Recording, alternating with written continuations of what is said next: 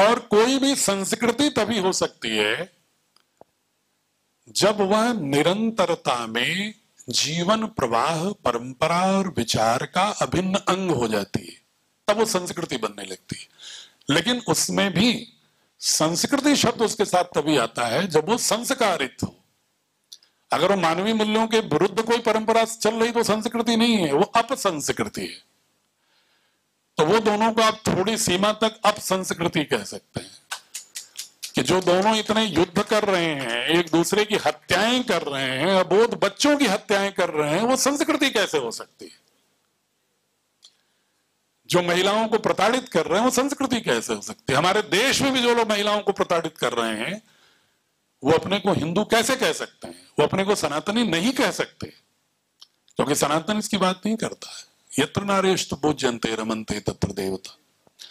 अगर ये बोध हमारे बच्चों में हो जाएगा कि प्रत्येक स्त्री मां है, प्रत्येक प्रकृति मां है, प्रत्येक नदियां मां है, आकाश मेरा पिता है, माता भूमि पुत्रो हम पृथिव्या, अगर ये भाव आ जाएगा तो क्या फिर एक क्लाइमेट चेंज वाली समस्या रहेगी क्या?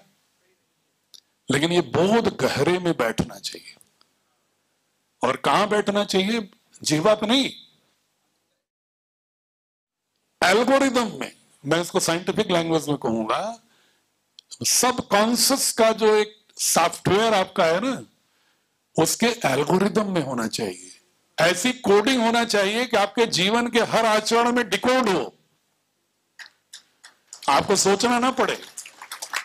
उसी को संस्कार कहते हैं, उसको साइंटिफिक लैंग्वेज में कह दीजिए कोडिंग एंड डिकोडिंग। जो आपका कोड हो, डिकोड हो। तो बच्चों को ऐसी कोडिंग डालो कि ये बड़े तात्विक बोध हों। कठिन काम है, आसान नहीं है, लेकिन किसी भी अच्छे काम की भी शुरुआत तो थोड़ी सी करनी पड़ती है ना।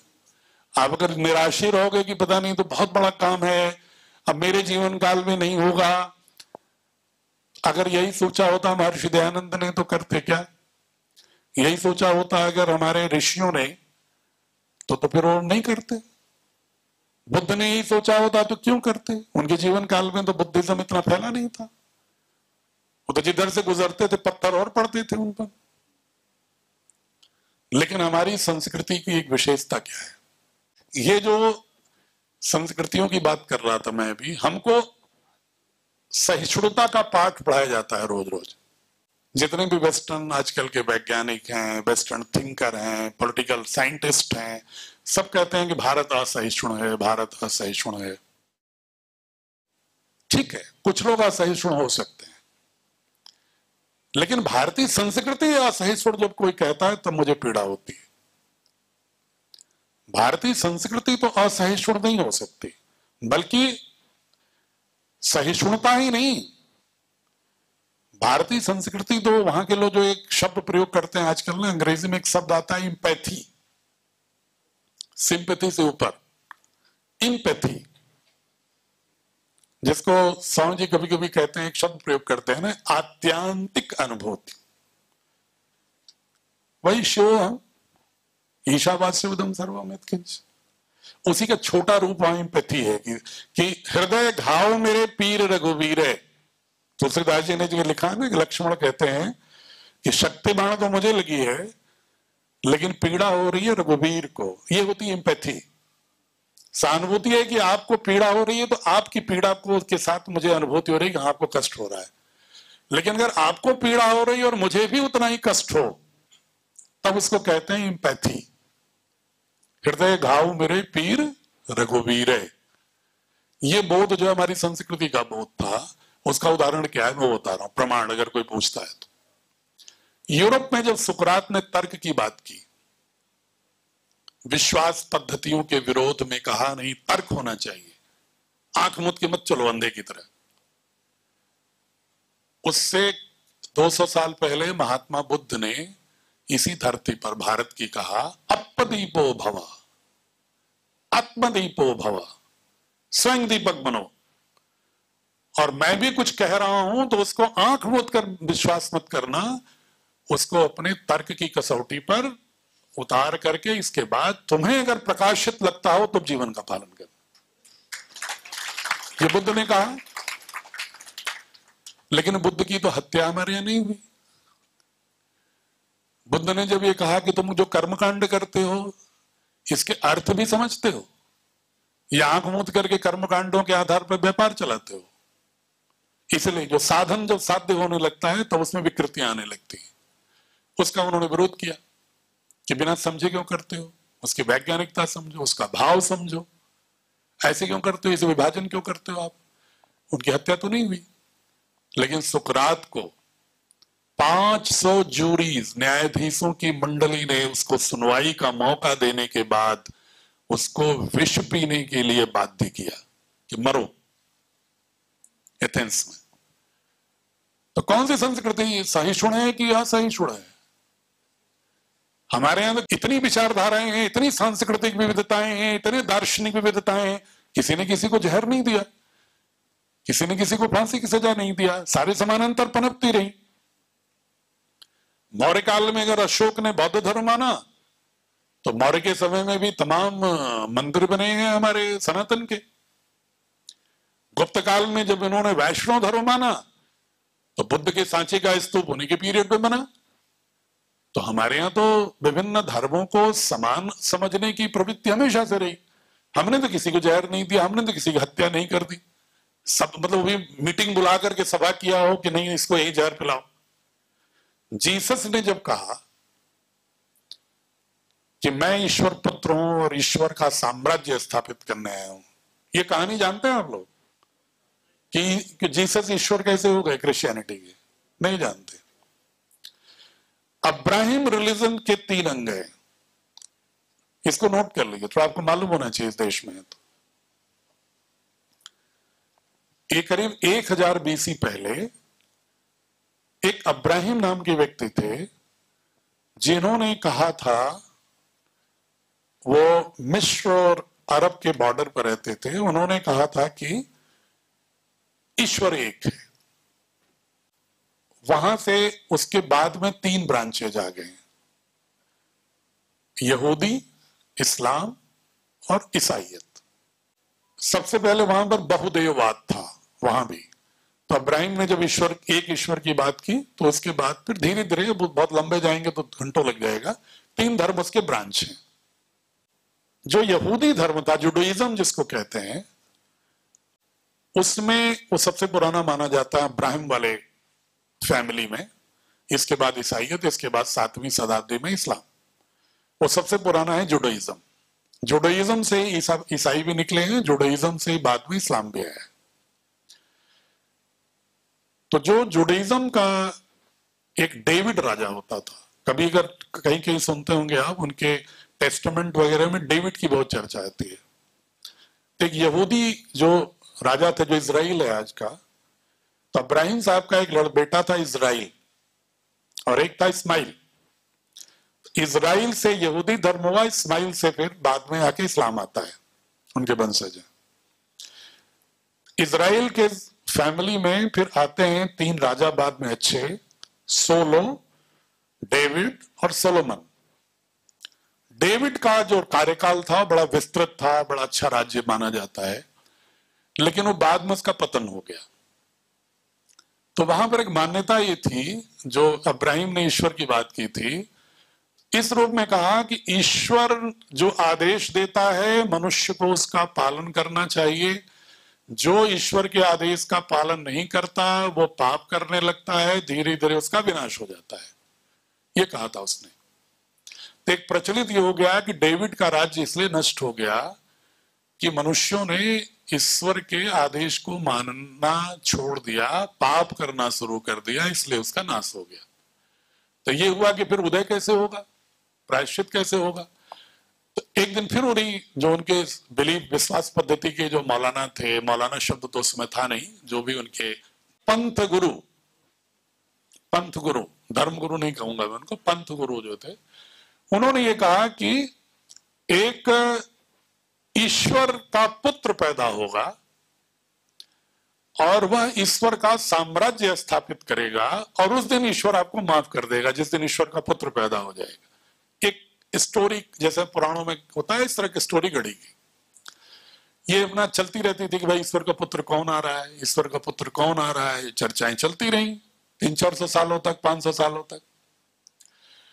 जीसस ने अचानक एक दिन कहा कि मैं ईश्वर पुत्र हूं।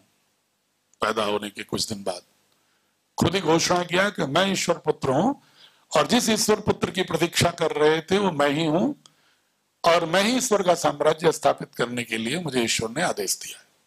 तो वहां जितने और थे वो बोले कि तुम कैसे हो सकते हो ईश्वर पुत्र, तुम तो, हम तो, उनके मन में क्या कल्पना थी ईश्वर पुत्र की कि डेविड जैसा कोई बहुत बहादुर, उससे बड़ा बहादुर आएगा, योद्धा, लड़ाई लड़ने वाला, युद्ध करने वाला। तो बोले कि तू तो प्रेम की बात करता है, सबको माफ करने की बात करता है, सबसे प्रेम से रहने की बात करता है, पड़ोसियों को साथ लेने की बात करता है, सबको क्षमा लेने की बात करता है, तुम कैसे हो सकते हो ईश्वर पुत्र? जैसे ईश्वर पुत्र की कल्पना थी वो तो हो नहीं तुम। तो उसने कहा नहीं हूं ईश्वर पुत्र, मानो। बोले नहीं मानेंगे तुम्हें। फिर उसको भी सजा दे दी गई, फांसी की फंदा चढ़ाया गया उसको। तो कौन सहिष्णु है? ये लोग सहिष्णु हैं कि भारतीय संस्कृति सहिष्णु है? उनको भी फांसी दे दी गई। और 300 सालों तक उसके बाद वो एक पाल साहब थे, जो रोमन चर्च है उसमें पाल परंपरा है ना, पाल लिखते हैं जितने पादरी होते हैं, तो पाल साहब थे, उसी कालखंड में थे। उन्होंने एक दिन अचानक कहा जीसस के कब्र के बाद कि जीसस जो है पुनः उत्पन्न हो गए हैं, जीवन उनको फिर मिल गया है, तुरंत कब्र से उठ खड़े हुए हैं, और उन्होंने कहा है कि तुम उनकी बातों को मानोगे तभी ईश्वर माफ करेगा। बट 300 सालों तक पाल साहब की बात भी कोई नहीं माना। लेकिन प्रेम करुणा, जिस तरह अशोक ने बौद्ध धर्म को माना था कलिंग युद्ध के बाद, उसी तरह से कॉन्स्टेंटाइन नाम का राजा था बेंजानाइट साम्राज्य का, उसके मन में भी युद्ध लड़ते लड़ते थक गया था। तो उसके मन में भी भाव आया कि यार करुणा ज्यादा महत्वपूर्ण है। उसने अपना स्टेट रिलीजन ईसाइयत घोषित कर दिया, जीसस के धर्म को। उसके बाद से पिछले 1700 सालों से ईसाइयत इस पूरी दुनिया में आगे बढ़ रही है। लेकिन बढ़ी कॉन्स्टेंटाइन ने जिस रूप में स्टेट रिलीजन माना था, वो तो आज युद्ध लड़ रहा है। और हमारे सम्राट अशोक ने जिस बुद्ध की करुणा को माना, तो बौद्ध धर्म वाले क्या कहीं युद्ध लड़ रहे हैं क्या? नहीं लड़ रहे हैं ना। तो किस संस्कृति में सहिष्णुता है? भारत की धरती में। ये वो लोग नहीं समझ पाते। बाद में कोपरनिकस जब वैज्ञानिक बात करता है कि पृथ्वी सूरज के चारों ओर घूमती है, सूरज नहीं घूमता पृथ्वी के चारों ओर, तो मरने के बाद ही प्रकाशित कर पाता है, हिम्मत नहीं पड़ती उससे पहले। और जब गैलीलियो इसी बात को कहता है तो उसको आजीवन कारावास होता है। लियोनार्डो ब्रूनो जब इस बात को कहता है तो उसको भी फांसी की सजा होती है। भरे चौराहे पर, रोम में फौहारा चौराहा एक है, उसके खंबे से बांध कर उसको जला दिया गया। क्यों? क्योंकि तुम कैथोलिक मान्यताओं के खिलाफ बोलते हो। ऐसा नहीं हो सकता। तो कुछ चंद उदाहरणों से मैं ये बताना चाह रहा था कि जो लोग कहते हैं ना कि भारतीय संस्कृति क्यों पढ़ाना चाहते हैं, बहुत सारे हमारे कम्युनिस्ट मित्र इसी देश के कहते हैं कि भारतीय शिक्षा बोर्ड में सिर्फ जो मॉडर्न चल रहा पढ़ा दो, क्या जरूरत है भारतीय संस्कृति पढ़ाने का। तो मैं उनसे कहता हूं कि भारतीय संस्कृति को जब समझ लोगे आप सही संदर्भों में, तो आपको लगेगा कि भारत को ही नहीं बल्कि पूरे विश्व को इसकी आवश्यकता है। अन्यथा यह ग्रह ही समाप्त हो जाएगा। सुबह कभी मेडिटेशन वगैरह कर, कभी जब इससे गहरे में आता हूं तो मुझे कभी कभी ऐसा लगता है कि ईश्वर जैसे कह रहा हो कि मैंने बहुत गलती की मनुष्य बना के, कि हमारे जितने अन्य अवयव घटक हैं ये सबको तो विनाश कर रहा है। पर्वतों को खा गया, नदियों को खा गया, पशुओं को खा गया, जंगलों को खा गया, अब जो बचा समुद्रों को खा रहा है पॉलिथीन डाल डाल के, विष डाल डाल के, और कुछ नहीं बचा तब आकाश अपने पिता को भी खा रहा है, जिसको हमारे ऋषियों ने पिता कहा था। कि वहां भी स्पेस गार्बेज भरे पड़े हैं। कोई चंद्रमा पर जा रहा है तो कोई शुक्र पर जा रहा है, कोई सूरज पर जा रहा है, और स्पेस गार्बेज भर गया है। पता नहीं क्या होगा आगे। एस्ट्रोनॉमिकल जो प्रेडिक्शंस हैं, अगर इसी तरह हम लोग करते गए सुधरेगा तभी जब हम अपने वैदिक ऋषियों की प्रकृति के समस्त अवयवों में देवत्व ईश तत्व का बोध करते हुए उसके प्रति कृतज्ञता भाव से जीवन में जीने के लिए, जिजीविषा के लिए न्यूनतम आवश्यकताओं पर केंद्रित होकर कृतज्ञ भाव से प्रकृति के समक्ष अपने लिए ग्रहण करने की प्रवृत्ति लाएंगे, तभी यह बचेगा, अन्यथा नहीं बचेगा। इसलिए भारतीय संस्कृति की जरूरत है। मैंने एक हिंट दिया है कि अगर इसको आप पढ़ेंगे ना तो आपको अतिशय आनंद आएगा कि भारतीय संस्कृति सिर्फ भावनात्मक रूप से भाषण देने की चीज नहीं है कि भारत माता की जय, भारत माता की जय। भारत माता है क्या, उसको समझो पहले, फिर मातृवंदना करो, और फिर वो मातृवंदना पूरे विश्व की मातृवंदना होगी। फिर सिर्फ आपके हमारा स्लोगन नहीं होगा, उस संस्कृति को स्थापित करना है। आपको मैंने हिंट इसलिए दिया कि लोगों का जवाब दे सकते हैं। थोड़ी सी बात वैधानिकता बता दूं, अब दार्शनिक बात मैं खत्म कर रहा हूं।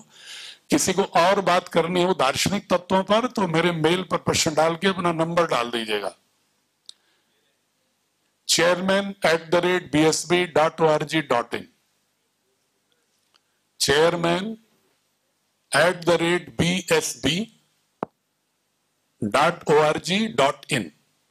अगर अपना नाम लिखेंगे और कहेंगे कि आपने उस दिन चर्चा की थी, मेरे मन में ये प्रश्न है, जिज्ञासा है, तो मैं आपको दूरभाष पर व्यक्तिगत रूप से बात करके चर्चा करूंगा और उसका जवाब मैं डेफिनेट दूंगा आपको, क्योंकि आप तो हमारे अंग हो।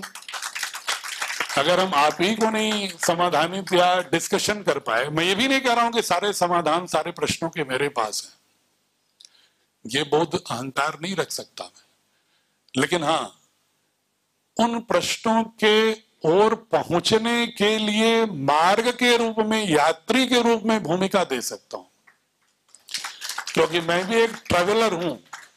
मैं नहीं कह सकता कि मैं यात्रा का पा चुका होता तो मौन हो गया होता। हमारे ऋषियों की एक बहुत बड़ी मान्यता है कि जो पूर्ण आध्यात्मिक हो जाता है वो मौन हो जाता है, फिर शब्द नहीं निकलते। इसलिए ईश्वर भी कभी कभी बड़े प्रबुद्ध लोगों को भी कहता है कि नहीं, सहसार तक मत पहुंचो, मनुष्य चक्र तक ही रहो, ताकि तुम कुछ समाज का उद्धार कर सकते हो। मान लो अगर पूज्य स्वामी रामदेव जी चले जाएं सहसार में, तो फिर योग को कौन फैलाएगा, भारतीय शिक्षा को कौन फैलाएगा। इसीलिए रामकृष्ण परमहंस जी ने, विवेकानंद जी ने जब कहा, सर पर हाथ रखा विवेकानंद के, उनको दिखने लगा पूरा संसार का एक आध्यात्मिक स्वरूप। इसके बाद हाथ हटाया, फिर उन्होंने कहा कि मुझे भी अपनी तरह परमहंस बना दो। विवेकानंद ने कहा नहीं, तुम समाज के लिए अयोग्य हो जाओगे, इसलिए तुम्हें मैं एक सीढ़ी थोड़ा नीचे रखना चाहता हूं कि ताकि तुम समाज में जाकर के कुछ तो प्रसार करोगे, वरना तुम ये बंद कर दोगे प्रसार। तो इसलिए वो मनुष्य चक्र तक पहुंचने की, याज्ञा चक्र मनुष्य चक्र तक पहुंचने की कोशिश प्रत्येक मनुष्य को करना है। एक प्रश्न आपका ले लेता हूं मैं, जो कि आप बहुत पहले एक बार खड़े हो गए थे, बोलिए क्या कहना चाह रहे। इस्लामियत आया 634 में, 7वीं शताब्दी में। हम सोचे इसको जानते होंगे आप, इसलिए मैंने नहीं बोला। ये 7वीं शताब्दी में 634 जो पैगंबर आते हैं, तो उसके उत्तरार्ध में उन्होंने कहा। और एक और मैं खूबसूरती बताऊं कि जितने भी ग्रंथ है ना, जैसे कुरान या हदीस, ये पैगंबर के जमाने में नहीं लिखा गया, ये उसके बाद के जो उनके अनुयायी थे उन लोगों ने उसको किया है। उसी तरह से जो न्यू टेस्टमेंट है वो भी बाद का लिखा गया। ओल्ड टेस्टमेंट तो यहूदियों के समय का है, न्यू टेस्टमेंट जो है वो ईसाई क्रिश्चियन जीसस के आने के बाद का है, इसलिए थोड़े इसमें परिवर्तन लगते हैं। अब मैं एक वैधानिकता बता दूं, नहीं जो बड़ी इंपॉर्टेंट चीज छूट जाएगी, दर्शन पर ही चर्चा करते करते समय चला गया काफी। लीगैलिटी ये है कि ये हमारी समस्त प्रांतों के इक्विवेलेंट भारतीय शिक्षा बोर्ड समकक्ष घोषित हो चुका है भारत सरकार के ही द्वारा गठित एसोसिएशन ऑफ इंडियन यूनिवर्सिटीज के द्वारा पहली बार, और कोप्से में भी हो गया है। बहुत सारे लोग पूछते हैं कोप्से में हुआ है कि नहीं हुआ है, तो कोप्से में भी है ऑल इंडिया इसका लीगैलिटी, और हमने, स्वामी जी ने केंद्रीय मंत्री से अनुरोध करके कहा था कि कोप्से तो प्राइवेट बॉडी है, आप गवर्नमेंट की ओर से हमें सभी नेशनल और राज्य बोर्डों के समकक्ष घोषित करिए। तो वो भी उन्होंने हमें 3 अगस्त 2022 को घोषित कर दिया। इसके बाद प्रत्येक प्रांतों में कोई समस्या ना हो, इसलिए प्रांतों से भी सर्कुलर जारी होना जरूरी है, वरना जिला स्तरीय अधिकारी और बाकी लोग परेशान करते हैं। या एक बच्चा मान लो भारतीय शिक्षा बोर्ड में पढ़ा है, दूसरे बोर्ड के स्कूल में गया तो एडमिशन लेने में दिक्कत होती है, कहेंगे वेबसाइट पर नहीं है, पोर्टल पर नहीं दिख रहा है। तो उसके लिए भी हमने प्रयास किया है और लगभग 15 प्रांतों ने अपने पोर्टल पर भी डाल दिया, सर्कुलर भी जारी कर दिया, अपने बोर्ड से भी आदेश जारी कर दिया। शेष में भी कुछ राज्य, पश्चिम के 4 और बंगाल बचा हुआ है, उसमें भी पत्रावली चल रही है, हम निरंतर प्रयास में है। लेकिन अगर वो नहीं भी करते हैं तब भी हमारा ऑल इंडिया बोर्ड तो है और उनके भी यहाँ पर हम विद्यालय खुलवा सकते हैं, क्योंकि हमारे में मॉडल बाइलॉज में एक प्रोविजन है जो मैं विशेष बताना चाह रहा हूं कि उन्होंने एक मॉडल बाइलॉज जिसके तहत हमारा गठन किया, उसमें उन्होंने ये लिख दिया है कि यदि कोई स्कूल अप्लाई करता है बोर्ड में और वही एप्लीकेशन को स्टेट गवर्नमेंट के एजुकेशन डिपार्टमेंट की वेबसाइट पर डाल देता है, सिर्फ एप्लीकेशन को कॉपी डाल देता है, फॉरवर्ड कर देता है, और 30 दिनों के अंदर अगर गवर्नमेंट, स्टेट गवर्नमेंट या लोकल बॉडी जो भी वहां की अधिकृत हो जिसके लिए, अगर कोई ऑब्जेक्शन नहीं करती है रिटन, तो हम उसको 30 दिन के बाद उसको डीम्ड एनओसी मान करके उसको हम मान्यता दे सकते हैं।